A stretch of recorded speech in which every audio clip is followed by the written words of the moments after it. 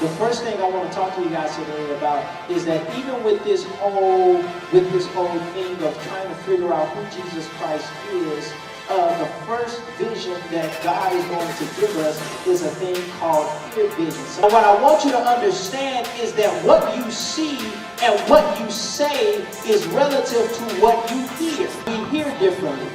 We talk according to what we hear. We speak according to the things we've been listening to. See, with me, I've been in 3 different areas in my life. I've been in the ghetto at some point in my life. I've been in the country at some point in my life, and I've been in the more proper places in life. And so for me, my whole language is messed up because I can be ghetto one moment, then I can be country one moment, then I can be proper one moment. I call it get-country opera. It ain't even really a thing. Talk according to what we see. We talk. We emulate what's being poured into us.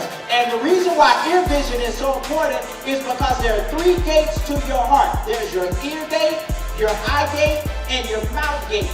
So whatever's coming in or out of these 3 gates are reflective of what's in your heart. Because many of us are reflective. Everything that's going in your ear, everything that's coming through your eyes, everything that's coming in and out of your mouth is reflective of the condition of your heart. Because what you hear affects the person you become. You talk like you hear. And the problem is, most girls see a dude, they got problems, they be like, oh my God, that makes me want to love him more. And all of that stuff is giving fellas the permission to be players. God ain't never told me he'll break my heart. God told me I will never leave you, neither will I forsake you. He says, whatever you want, I got it. If you need anything, call on me. Because whatever you pour into you, that's what's going to come out of you. If you pour lonely songs into you, lonely songs going to come out of you. If all you listening to is watching things that are ungodly, then ungodly things will come out of you. Don't get mad and don't be talking about you struggling with cussing and every song you listening to got a cuss word in it. And we begin to emulate what we heard. Ear vision. The things we listening to affecting the person, the type of person I am. So here's what I have to learn. Whatever I pour into me is what's going to come out of me. If I pour mess and junk into me, then I'm going to get mess and junk out. Here's what I want you guys to begin to do. Practice listening to gospel music. Listen to Christian music. You might not feel like doing God things all the time, but you don't feel like taking NyQuil all the time. You don't feel like taking Tylenol all the time.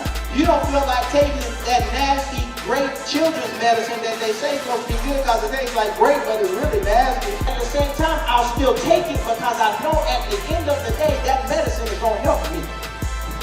At the end of the day, if you're listening to Christian music, that music is going to help you. You're going to hear something that you needed to hear from God, and you're going to begin to see your life in a different light.